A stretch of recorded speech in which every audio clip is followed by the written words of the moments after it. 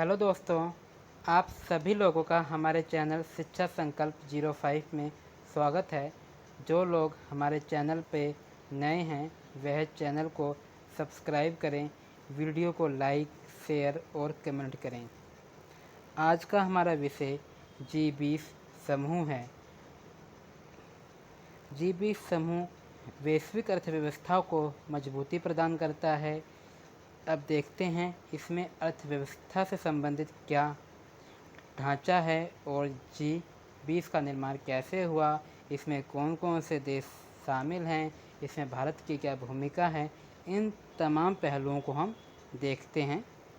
G20 समूह का गठन साल 1999 में हुआ था। यह यूरोपियन यूनियन और 19 देशों का अनौपचारिक समूह है। यह एक औपचारिक नहीं, एक अनौपचारिक समूह है। इसमें 20 देश हैं। देखते हैं कौन कौन से 20 देश हैं। अर्जेंटीना, ऑस्ट्रेलिया, ब्राज़ील, कनाडा, चीन, European union, France, Germany, Bharat, Indonesia, Italy, Japan, Mexico, रूस, सऊदी अरब, दक्षिण अफ्रीका, दक्षिण कोरिया, तुर्की, यूनाइटेड किंगडम और अमेरिका इसमें शामिल है। अब इसके देखते अतिथि देश कौन से हैं या पर्यवेक्षक देश कौन कौन से हैं। इसमें अतिथि देश हैं बांग्लादेश, इजिप्ट या मिस्र, Mauritius, Netherlands, Nigeria, Oman, Singapore, Spain, संयुक्त अरब अमीरात। ये इसके अतिथि देश हैं। स्पेन को एक अस्थायी गैर सदस्य के रूप में आमंत्रित किया जाता है, जो प्रत्येक वर्ष G20 सम्मेलन में भाग लेता है। अब देखते हैं G20 की उत्पत्ति कैसे हुई है। यह एक मंत्री स्तरीय मंच है जिसे G7 द्वारा विकसित एवं विकासशील दोनों अर्थव्यवस्था के सहयोग से स्थापित किया गया था। वर्ष 1999 में वित्त मंत्रियों और केंद्रीय बैंक के गवर्नरों का सम्मेलन आयोजित किया जाता था। अगला वर्ष 2008 के वित्तीय संकट के दौरान दुनिया ने उच्च राजनीतिक स्तर पर एक नई सर्वसम्मति की आवश्यकता को महसूस किया। इसके परिणामस्वरूप ये निश्चित किया गया कि वर्ष में एक बार G20 राष्ट्रों के नेताओं की बैठक की जाएगी।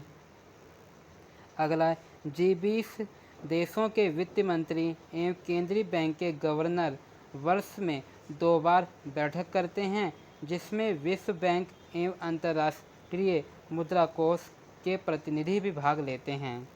अगला G20 विश्व सकल घरेलू उत्पाद के 80% से अधिक, अंतर्राष्ट्रीय व्यापार के 75% और विश्व की 60% आबादी प्रतिनिधित्व करती है। इसमें G20 में G20 समूह का अध्यक्ष पद सदस्य देशों के मध्य वार्षिक तौर पर एक प्रक्रिया के तहत रोटेट होता रहता है, जो समय के साथ साथ क्षेत्रीय संतुलन सुनिश्चित करता है। अध्यक्ष पद के चुनाव के लिए 19 राष्ट्रों को 5 समूहों में विभाजित किया जाता है। प्रत्येक समूह में 4 देश से अधिक नहीं होते हैं। अध्यक्ष पद वार्षिक स्तर पर प्रत्येक समूह में रोटेट होता है। प्रत्येक वर्ष G20 का कोई समूह अध्यक्ष पद के लिए किसी अन्य समूह से किसी एक देश का चयन करता है। भारत समूह 2 में है, जिसमें रूस, दक्षिण अफ्रीका और तुर्की शामिल हैं। अगला G20 समूह के पास अस्थायी सचिवालय या मुख्यालय नहीं है। इसके अतिरिक्त G20 समूह का अध्यक्ष अन्य देशों के साथ परस्पर करके G20 एजेंडे को लागू करने और वैश्विक अर्थव्यवस्था के विकास हेतु उत्तरदायी है। अगला ट्राइका। प्रत्येक वर्ष जब एक सदस्य देश अध्यक्ष पद ग्रहण करता है तो वह देश पिछले वर्ष के अध्यक्ष देश एवं अगले वर्ष के अध्यक्ष देश के साथ समन्वय स्थापित करके कार्य करता है और इस प्रक्रिया को ही सामूहिक रूप से ट्राइका कहते हैं। यह समूह के एजेंडे की अनुकूलता पर निरंतरता को सुनिश्चित करता है। अब देखते हैं G20 का सहयोग क्या है। G20 2010 में टोरंटो में G20 देशों के नेताओं ने इस वैश्विक आर्थिक कोऑपरेशन का प्रमुख मंच घोषित किया। G20 समूह के सदस्यों के कार्यों को विभिन्न अंतर्राष्ट्रीय संगठनों द्वारा सहयोग प्रदान किया जाता है, जो नीतियों के निर्माण में सलाह देते हैं। इस संगठन में शामिल जो हैं, देखते हैं कौन कौन शामिल हैं इसमें। वित्तीय स्थायी बोर्ड, इसकी स्थापना G20 के नेताओं द्वारा वैश्विक वित्तीय संकट के बाद की गई थी। अंतर्राष्ट्रीय श्रम संगठन, अंतर्राष्ट्रीय मुद्रा कोष, आर्थिक सहयोग एवं विकास संगठन, संयुक्त राष्ट्र, विश्व बैंक, विश्व व्यापार संगठन। G20 समूह गैर सरकारी क्षेत्रों के साथ नियमित तौर पर संपर्क रखता है। G20 समूह द्वारा संबोधित जो मुद्दे हैं, देखते हैं क्या क्या हैं। सामान्यतः G20 समूह वैश्विक महत्व के मुद्दों के एक व्यापक एजेंडे पर ध्यान केंद्रित करता है। यद्यपि यह बदलते परिदृश्य में अन्य महत्वपूर्ण मुद्दों पर भी ध्यान केंद्रित करता है, जैसे वित्तीय बाजार, कर एवं राजकीय नीति, व्यापार, कृषि, रोजगार, ऊर्जा, भ्रष्टाचार के खिलाफ लड़ाई, रोजगार बाजार में महिलाओं की उन्नति, सतत विकास एजेंडा 2030, जलवायु परिवर्तन, वैश्विक स्वास्थ्य, आतंकवाद, समावेशी उद्यमशीलता आदि इसके महत्वपूर्ण उपलब्धियां हैं। अब उपलब्धियां देखते हैं क्या हैं। तीव्र निर्णय, G20 समूह अपने सदस्यों के सहयोग से नई चुनौतियों से निपटने के लिए शीघ्रता से निर्णय लेता है। समावेशी, आमंत्रित देश, अंतर्राष्ट्रीय संगठनों एवं सिविल सोसाइटी के मध्य समन्वयकारी समावेशन। अगला, समन्वित कार्यवाही, G20 समूह ने देशों के बीच बेहतर समन्वय स्थापित करके अंतर्राष्ट्रीय वित्तीय विनियामक प्रणाली को मजबूत बनाने में अहम भूमिका निभाई है। अगला, निजी क्षेत्र के वित्तीय स्रोत कम हो गए थे, तब बहुपक्षीय विकास बैंक से एक बार में 235 बिलियन $US ऋण देने की सुविधा भी में वृद्धि की गई है। 2008 के वैश्विक वित्तीय संकट के दौरान तत्कालीन वित्तीय जरूरतों को शीघ्र पूरा करना G20 समूह की एक बड़ी उपलब्धि है। अगला, यह राष्ट्रीय वित्तीय संस्थाओं के कार्य निष्पादन में सुधार करके अंतर्राष्ट्रीय वित्तीय संस्थाओं में सुधार करने का भी कार्य करता है। जैसे G20 समूह ने कर पारदर्शिता के मानकों एवं G20 आधार चरण पर लाभ हस्तांतरण के माध्यम से अंतर्राष्ट्रीय कर प्रणाली में सुधार किया है।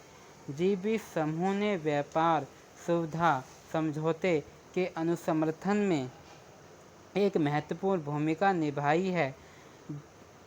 WTO ने यह अनुमान लगाया है कि यदि समझौते को पूर्णतः लागू किया जाता है तो वर्ष 2030 तक वैश्विक GDP में 5.4% से 8.7% के बीच योगदान रह सकता है।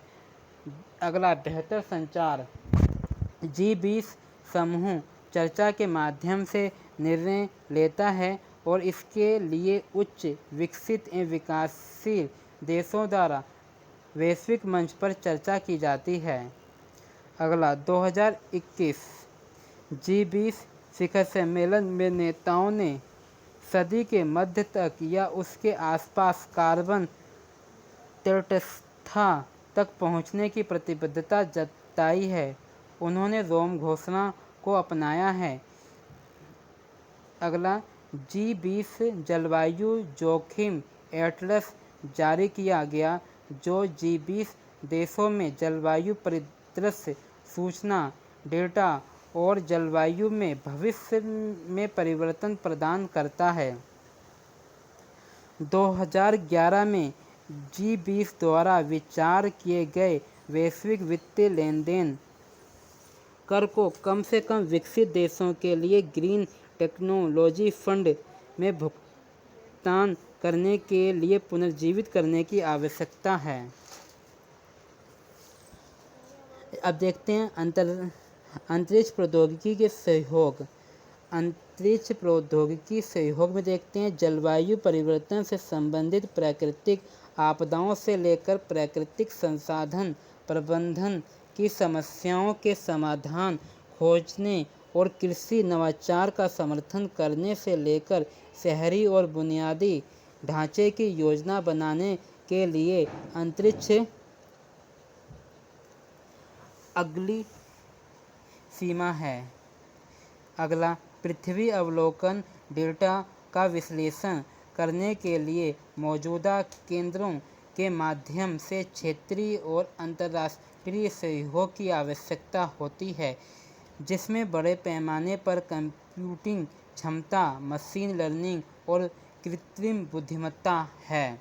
अगला भूस्थानिक डेटा उत्पादों और सेवाओं तक खुली पहुंच और भूस्थानिक सूचना प्रौद्योगिकी सुविधाओं की कम लागत के लिए भारी वित्तीय संसाधनों की आवश्यकता नहीं होती है। भारत का G20 समूह अध्यक्षता का विषय वसुधैव कुटुंब या एक पृथ्वी एक कुटुंब एक भविष्य महाउपनिषद के प्राचीन संस्कृत पाठ से लिया गया है।